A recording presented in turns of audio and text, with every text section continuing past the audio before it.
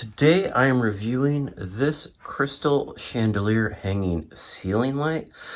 It's really nice. It comes with all these individual crystals. This is in our master bedroom. We have this little reading nook right here, and just creates a nice ambiance.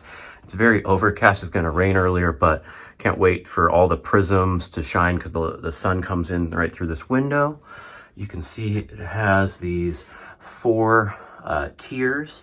We put a little Edison bulb in there, and this is a very easy one to install because the chandelier part, there's a little screw up on there that's separate, and then you just put that little mounting plate up to the top and then put the chandelier on after.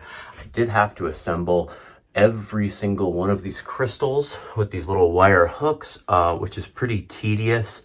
So just keep that in mind. But see the little light it puts off of it is really nice. See how it's making like there's those three bars from it? I'm probably gonna turn that around so I can make it so they all line up more asymmetric. But overall, a nice light.